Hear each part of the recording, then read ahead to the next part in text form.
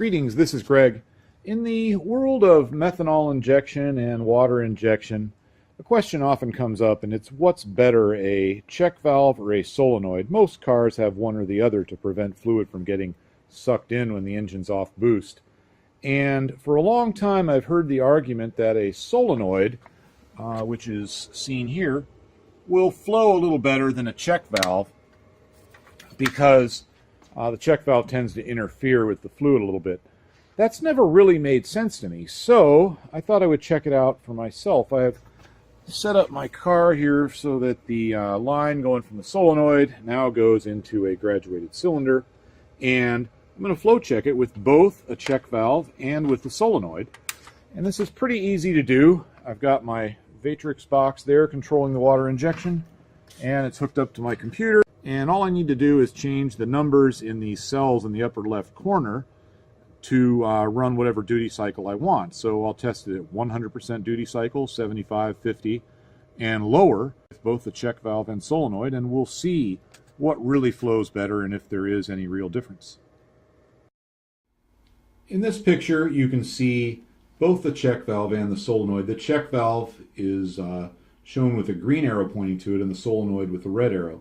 The check valve is connected to the fluid lines at each end at this moment because I checked the check valve first. Then after that I disconnected the fluid lines and connected them to the solenoid and repeated the whole procedure. Now the check valve has no electronics associated with it. It is purely mechanical. When pressure from the pump reaches a certain level, it opens the valve, then the valve is able to continue on to the nozzle. That is very different from the way the solenoid works. The solenoid is electrical and opens and closes based on some signal. In this case, that signal comes from the water injection computer, the same computer that controls the pump duty cycle. And the brands are, I think, not relevant for purposes of this test, but just so you know, the check valve came from Devil's Own. The solenoid came from VAITRIX. I use a VAITRIX solenoid because I think it's probably very reliable, although it's only been on the car for a few months. But additionally, it comes with a plug that plugs right into the VAITRIX water injection controller. Hence, I use the VAITRIX solenoid. This next picture shows the exact same thing, just from a little bit farther away so you can be oriented. The right side is towards the front of the car and towards the intercooler.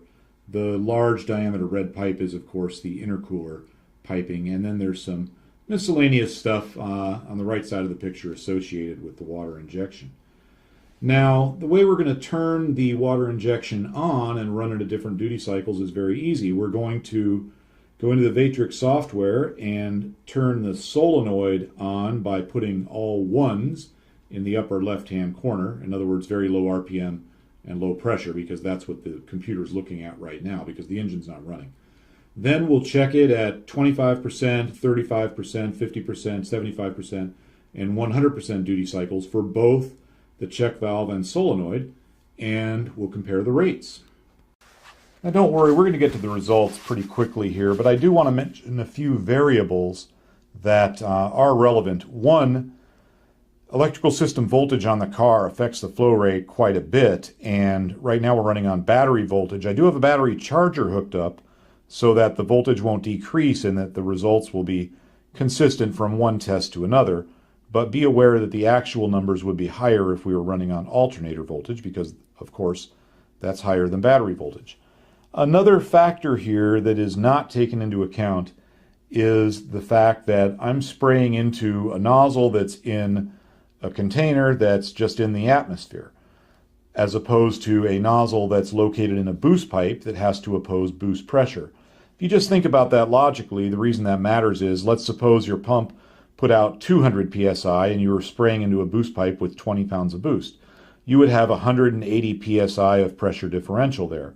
Now, if you reduce the duty cycle, you also reduce the pressure. And if you reduce the duty cycle to 100 psi, then you would only have 80 psi of differential. So when you're spraying in the actual car, you need to be aware that the lower duty cycles will have lower flow rates relative to the higher duty cycles than what I'm able to show here. So hopefully that makes sense. So without any further ado, let's get to the actual results, and I'll pull those up here.